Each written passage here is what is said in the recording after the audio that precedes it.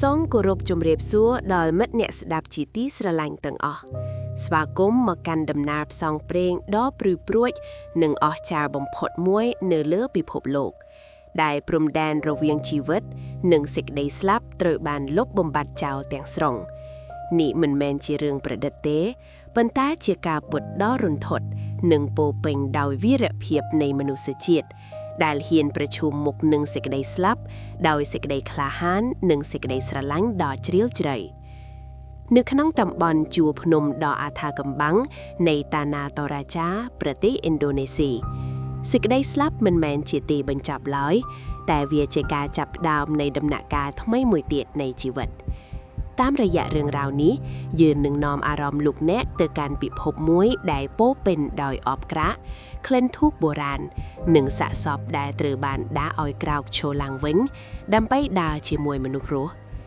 សូមរៀបចំផ្លូវចិត្តឲ្យបានរឹងមាំដើម្បីឈានជើងចូលទៅក្នុងរឿងរ៉ាវដ៏មហិមានេះទាំងអស់គ្នា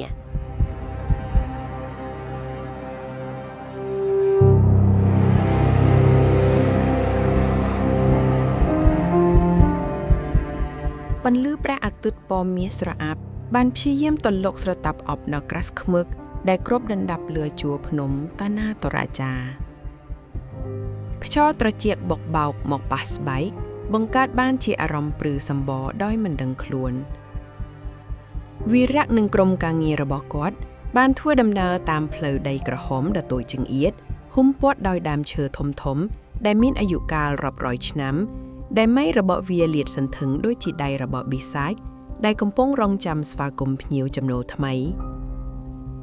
ក្លិននៃដីសើមផ្សំលោកលំជាមួយនឹងក្លិនស្លឹកឈើស្ងួតនិងជួរឈើបានសាយភាយពេញបរិយាកាសធ្វើឲ្យចិន្តាមានអារម្មណ៍ថប់ដង្ហើមបន្តិចពន្លឺក្នុងព្រៃនេះមានលក្ខណៈចម្លែកវាហាក់ដូចជាត្រូវបានស្រូបយកដោយស្រមោលងងឹតធ្វើឲ្យអ្វីៗគ្រប់យ៉ាងមើលទៅប្រប៉ះនិងស្រអាប់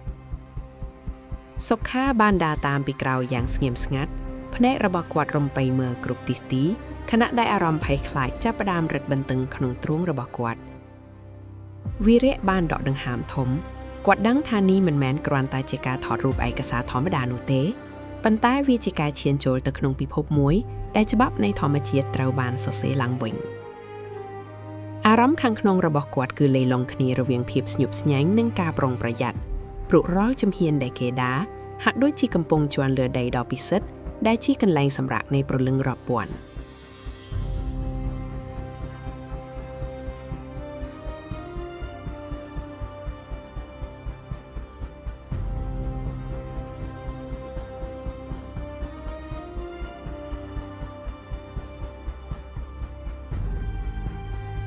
នៅពេលដែលពួកគេបានដើរមកដល់កណ្ដាលភូមិផ្ទះប្រពៃណីតង់កូណាន់ដែលមានដំបូលរាងដូចធូបបានផុសឡើងកាត់អបឈរយ៉ាងស្កឹមស្កៃនិងពោពេញដោយអំណាចនៅក្រៅរានហាលនៃផ្ទះដ៏ធំបំផុតអាំបូបានអង្គុយយ៉ាងស្ងៀមស្ងាត់រង់ចាំពួកគេរួចជាស្រេចពន្លឺភ្លឹងជាងគៀងប្រេងបានជះពន្លឺពណ៌លឿងទុំទៅលើផ្ទៃមុខដែលពោពេញដោយស្នាមជ្រួញរបស់គាត់បង្ហាញពីបទពិសោធន៍និងការឈឺចាប់ដែលលាក់ទុកពេញមួយជីវិតក្លិនថ្នាំជក់អូរ៉ាននិងក្លិនឈើអុកបានហូរចេញពីបំពង់ខ្សៀរបស់គាត់បង្កើតបានជាបរិយាកាសដ៏តឹងតែងនិងសក្ការៈវីរៈបានលើកដៃសំពះគោរពដោយក្តីស្ញប់ស្ញែងខណៈដែលអំបូរបានសម្លឹងមើលមកពួកគេដោយកែវភ្នែកដ៏មុតស្រួចហាក់ដូចជាអាចមើលធ្លុះដល់ព្រលឹងខាងក្នុងពួកឯងមកទីនេះដើម្បីស្វែងរកសេចក្តីស្លាប់ឬក៏ស្វែងរកជីវិតសំឡេងរបស់អំបូរបន្លឺឡើងយ៉ាងក្រឡូនិងមានអំណាចធ្វើឲ្យរំដៃរបស់ចិន្តាឈរជ្រុងវីរៈមានអារម្មណ៍ថាបៃដងរបស់គាត់លូតញាប់ប៉ុន្តែគាត់បានប្រមូលភាពក្លាហានឆ្លើយតបទៅវិញថាយើងមកទីនេះដើម្បីរៀនពីរបៀបឯសេចក្តីស្រឡាញ់យកឈ្នះសេចក្តីស្លាប់ចម្លើយនេះបានធ្វើឲ្យអំបូរញញឹមបន្តិចនៅជុំមាត់បរិយាកាសជុំវិញខ្លួនពួកគេហាក់ដូចជាកាន់តែត្រជាក់ហើយពន្លឺចង្គៀងក៏រេញាប់ហាក់ដូចជាមានវិញ្ញាណមើលមិនឃើញកំពុងតែខ្សឹបខ្សៀវនៅក្បែរត្រជាក់ពួកគេរាត្រីបានធ្លាក់មកដល់យ៉ាងឆាប់រហ័សគ្រប់ដណ្ដប់ភូមិទាំងមូលដោយភាពងងឹតសូន្យសងនៅក្នុងបន្ទប់ស្នាក់នៅដ៏តូចមួយដែលធ្វើពីឈើចាស់ៗវីរៈមិនអាចបិទភ្នែកដេកលក់បានឡើយសំឡេងសត្វល្អិតយំរៃនៅខាងក្រៅហាក់ដូចជាត្រូវបានជំនួសដោយសំឡេងបោសសម្អាតនិងសំឡេងជើងដើរអូសដីយ៉ាងធ្ងន់ធ្ងរដែលបន្លឺឡើងពីចម្ងាយ បន្លឺព្រះច័ន្ទរណូចបានចែកបន្លឺស្លេកស្លាំងតាមចន្លោះកដាជញ្ជាំងបង្កើតបានជាស្រមោលរាងដូចមនុស្សកំពុងឈរញាប់ញ័រនៅលើអ៊ីត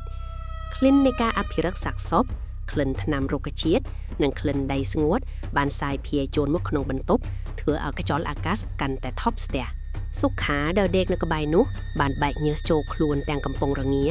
គាត់បានខ្សឹបប្រាប់វីរៈថា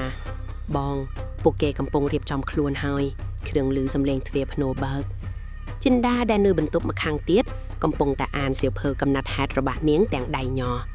នាងព្យាយាមប្រើប្រាស់ហេតុផលវិទ្យាសាស្ត្រដើម្បីលួងខ្លួនឯងប៉ុន្តែអារម្មណ៍ភ័យខ្លាចយ៉ាងជ្រាលជ្រៅនៅតែបន្តវេលុកក្នុងចិត្តរបស់នាងវិរៈមានអារម្មណ៍ថាភាពតានតឹងនិងភាពរន្ធត់បានលាយឡំគ្នាបង្កើតបានជាថាមពលមួយដែលរុញច្រានគាត់ឲ្យកាន់តែចង់ដឹងចង់ឃើញទោះបីជាបេះដូងរបស់គាត់កំពុងប្រាប់ឲ្យរត់ចេញក៏ដោយព្រះអាទិត្យទើបតែបញ្ចេញពន្លឺរឹមរឹមពណ៌ក្រហមឆៅនៅជើងមេឃនៅពេលដែលអំបូរបានដឹកនាំក្រុមអ្នកភូមិនិងក្រុមរបស់វីរៈដើរឆ្ពោះទៅកាន់ជញ្ជាំងភ្នំថ្មដែលបញ្ឈរត្រង់រាប់សិបម៉ែត្រនៅលើផ្ទាំងថ្មទាំងនោះមានទ្វារឈើទូចៗរាប់រយដែលត្រូវបានបិទជិតជាកន្លែងដែលបុព្វបុរសរបស់ពួកគេកំពុងសម្រាកពន្លឺថ្ងៃព្រឹកព្រលឹមបានជះមុខលើផ្ទាំងថ្មបង្កើតបានជាទស្សនីយភាពដ៏អស្ចារ្យនិងគួរឲ្យខ្លាចក្នុងពេលតែមួយក្លិននៃការស្លាប់ដែលបានរក្សាទុកអស់ជាច្រើនឆ្នាំបានចាប់ផ្ដើមសាយភាយចេញមកក្រៅនៅពេលដែលទ្វារធ្នូដំបងត្រូវបានបើកឡើងវាគឺជាក្លិនដ៏ស្ងួតហួតហែងក្លិននៃស្បែកដៃក្រៀមស្វិតនិងក្លិននៃសម្លៀកបំពាក់ចាស់ៗដែលពុកភុយអ្នកភូមិបានប្រើចន្ទាឫស្សីដ៏ខ្ពស់ដើម្បីឡើងទៅយកសាកសពចុះមកក្រោមវីរៈបានលើកម៉ាស៊ីនថតរបស់គាត់ឡើងដៃរបស់គាត់ញ័របន្តិចនៅពេលដែលគាត់បានឃើញរាងកាយដ៏ស្ងួតក្រៀមរបស់សាកសពមួយត្រូវបានទម្លាក់ចុះមុខយ៉ាងប្រុងប្រយ័ត្នមុខរបស់សាកសពនោះគ្មានសាច់ឈាមឡើយមានតែស្បែកពណ៌ត្នោតចាស់ដែលរុំព័ទ្ធចង្អាំងធ្គាមនិងរុនភ្នែកដ៏ជ្រៅងងឹតចិន្តាបានយកដៃខ្ទប់មាត់របស់នាងភ្នែកបើកទំធំដែលក្តីរន្ធត់នាងមិនធ្លាប់ឃើញភាពពិតនៃសេចក្តីស្លាប់យ៉ាងជិតស្និទ្ធបែបនេះពីមុនមកទេអារម្មណ៍របស់ពួកគេម្នាក់ៗហាក់ដូចជាត្រូវបានគៀបសង្កត់ដោយភាពទម្ងន់នៃប្រវត្តិសាស្ត្រនិងវិញ្ញាណក្ខន្ធដែលកំពុងសន្ធឹកនៅទីនោះនៅពេលដែលសាកសពត្រូវបានដាក់ចុះលើកន្ទេលនៅកណ្ដាលទីធ្លាបរិយាកាសបានផ្លាស់ប្ដូរភ្លាមៗពីភាពស្ងប់ស្ងាត់ទៅជាការលាយឡំគ្នារវាងសំឡេងយំសំឡេងសើចនិងសំឡេងជជែកគ្នាហាក់ដូចជាសាកសពទាំងនោះនៅរស់រានមានជីវិតនៅឡើយពន្លឺព្រះអាទិត្យបានជះចាំងមកលើរាងកាយដែលស្ងួតក្រៀមបង្ហាញឲ្យឃើញរាល់សរសៃសូត្រនៃសម្លៀកបំពាក់ចាស់ៗដែលរហែកនិងសក់ដែលនៅសេសសល់លើលលាដ៍ដើរក្បាល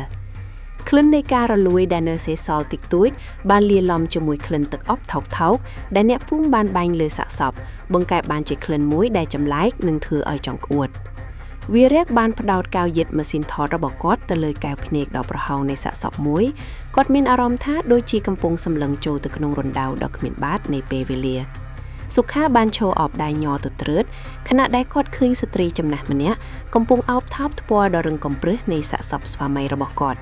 ទិដ្ឋិភាពនេះគឺជារូបភាពដ៏គួរឲ្យខ្លាចពីពួរបំផុតសម្រាប់អ្នកខាងក្រៅប៉ុន្តែវាបង្កប់នូវក្តីស្រឡាញ់ដ៏ជ្រាលជ្រៅនិងវីរភាពនៃការប្រឆាំងនឹងការបែកបាក់ចិន្តាបានដកដង្ហើមធំនាងចាប់ផ្ដើមយល់ថាភាពភ័យរន្ធត់ពិតប្រាកដមិនមែនជារូបរាងសាកសពនោះទេប៉ុន្តែគឺជាកម្លាំងនៃសេចក្តីស្រឡាញ់ដែលមិនព្រមទទួលស្គាល់សេចក្តីស្លាប់ពិធីបានបន្តចូលដល់ដំណាក់កាលដែលសំខាន់បំផុតគឺការសម្អាតនិងផ្លាស់ប្ដូរសម្លៀកបំពាក់ក្រោមពន្លឺថ្ងៃដ៏ក្តៅហួតហែងបរិយាកាសកាន់តែស្ងប់ស្ងាត់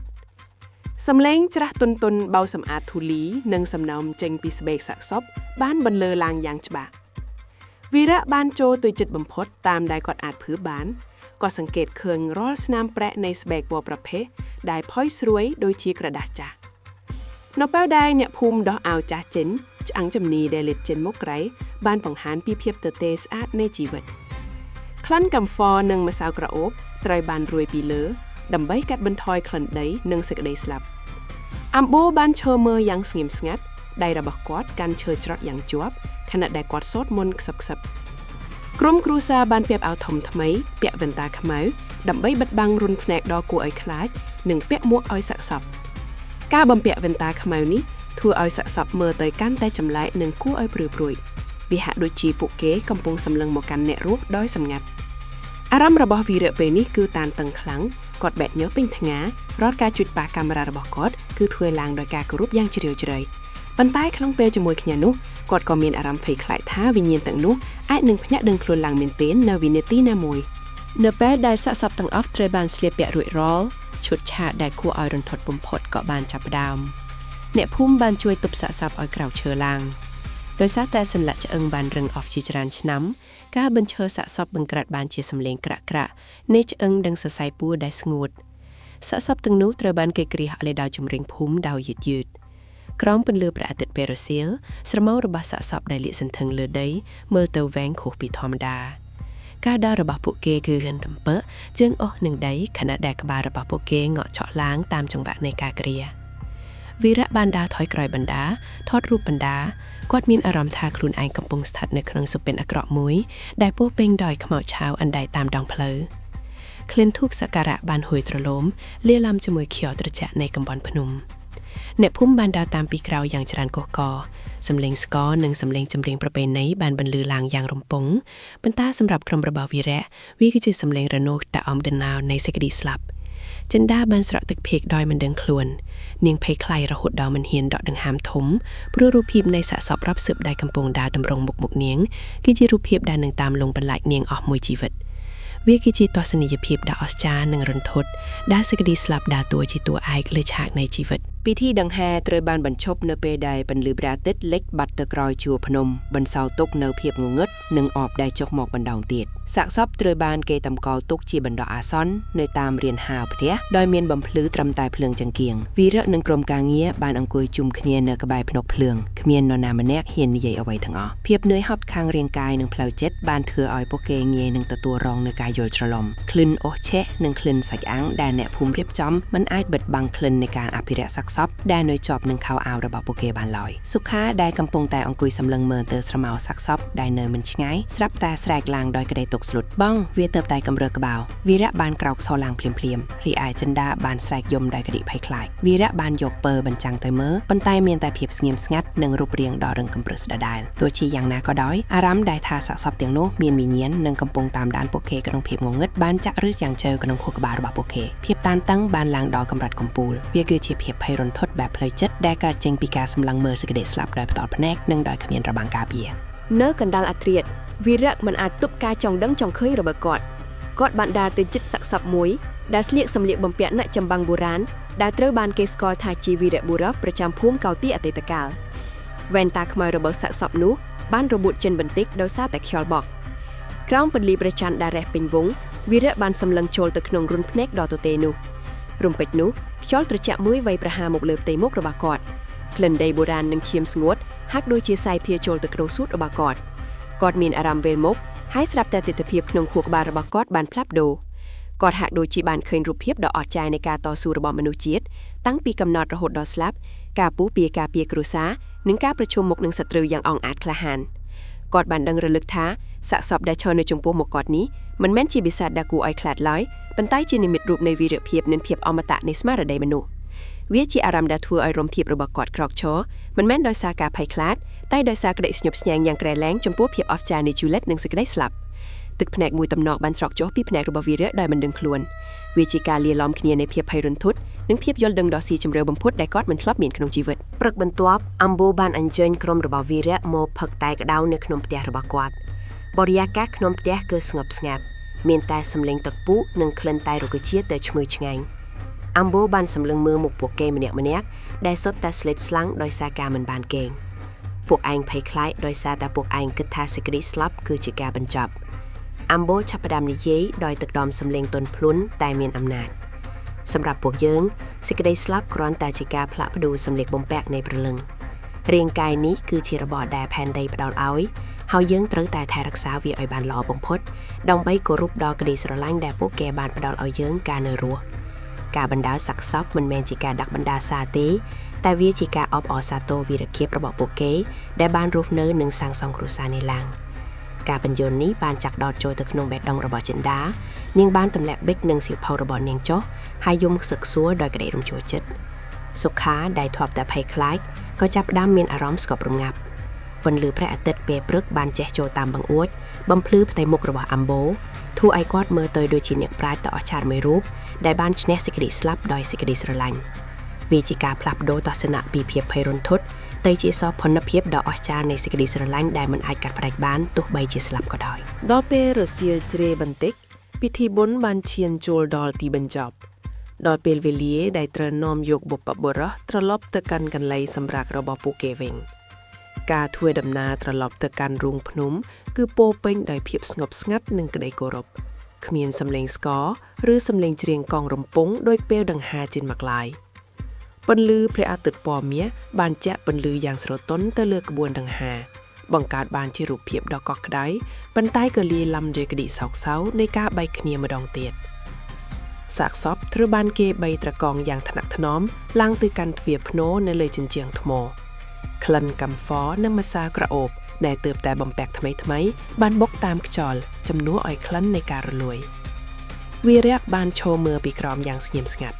កាមេរ៉ារបស់គាត់ត្រូវបានបិទព្រោះគាត់យល់ថាមានរឿងខ្លះដែលគួរតែត្រូវបានរក្សាទុកក្នុងបេះដូងជាជាងការផ្ដិតយកជារូបភាពនៅពេលដែលទ្វារភ្នោចុងក្រោយត្រូវបានបិទជិតសំឡេងខ្ទះសបានបន្លឺឡើងយ៉ាងច្បាស់កាត់ភាពស្ងាត់ទ្រងំនៃជ្រលងភ្នំវាគឺជាសំឡេងនៃការបញ្ចប់ដ៏ត្រឹមត្រូវស្រមោលនៃជួរភ្នំបានលាតសន្ធឹងគ្រប់ដណ្ដប់ទាំងស្រុងបញ្ចប់រាត្រីនៃការតក់ឈាមរវាងពិភពទាំងពីរដោយភាពស្ងប់ស្ងាត់និងសន្តិភាពនៅព្រឹកបន្ទាប់ក្រុមការងារបានរៀបចំអីវ៉ាន់ដើម្បីធ្វើដំណើរចាក់ចិនពីភូមិតាណាតូរ៉ាចាអបនៅតែក្រាស់ដោយកាលពីថ្ងៃដែលពួកគេមកដល់ប៉ុន្តែលើកនេះអារម្មណ៍របស់ពួកគេគឺខុសគ្នាស្រឡះជំនួសឲ្យការភ័យខ្លាចនិងភាពតានតឹងពួកគេមានអារម្មណ៍ថាខ្លួនឯងមានភាពចាស់ទុំខាងផ្លូវចិត្តកាន់តែច្រើនវីរៈបានដើរទៅកាន់អាំបូហើយចាប់ដៃគាត់យ៉ាងស្វិតស្វាញការសម្លឹងមើលគ្នារវាងបុរសទាំងពីរគឺពោរពេញដោយការយល់ចិត្តនិងការគោរពដ៏ជ្រាលជ្រៅដោយមិនចាំបាច់និយាយពីអ្វីទាំងអស់ខណៈដែលឡានរបស់ពួកគេបើកបរចកតាមផ្លូវភ្នំវីរៈបានសម្លឹងមើលទៅខាងក្រៅបង្អួចទិដ្ឋភាពនៃដើមឈើនិងជួរភ្នំហាក់ដូចជាឡើងជាកន្លែងគួរឲ្យខ្លាចចិត្តហើយតែជាកន្លែងការពារដ៏រឹងមាំចិនដាបានបិទភ្នែកដកដង្ហើមធំនាងបានរកឃើញការពិតថាវប្បធម៌មិនមែនជារបស់ដែលត្រូវវិនិច្ឆ័យដោយភ្នែកខាងក្រៅនោះទេប៉ុន្តែត្រូវយល់ដោយបេះដូងសុខាបានញញឹមបន្តិចនៅម្នាក់ឯងគាត់លែងខ្លាចខ្មោចដូនតារបស់គាត់ទៀតហើយដំណើរផ្សងព្រេងដ៏ព្រឺព្រួចនិងពោរពេញដោយវីរភាពនេះមិនត្រឹមតែបានផ្ដល់ឲ្យវីរៈនូវរូបភាពឯកសារដ៏អស្ចារ្យបំផុតក្នុងអាជីពរបស់គាត់ប៉ុណ្ណោះទេប៉ុន្តែថែមទាំងបានបង្រៀនពួកគេទាំងអស់គ្នាឲ្យយល់ពីតម្លៃពិតប្រាកដនៃជីវិតនោះគឺសេចក្តីស្រឡាញ់ដែលនៅតែបន្តរស់រានមានជីវិតទោះបីជារាងកាយត្រូវរលាយខ្លាចជាធូលីដីក៏ដោយរឿងរ៉ាវនៃសាកសពដាបានម៉ាណេនឹងនៅតែបន្តដកជាប់ក្នុងបេះដូងរបស់ពួកគេជារៀងរហូតជាបទពិសោធន៍ដ៏ធំធេងនិងវីរភាពបំផុតដែលពួកគេមិនអាចបំភ្លេចបាន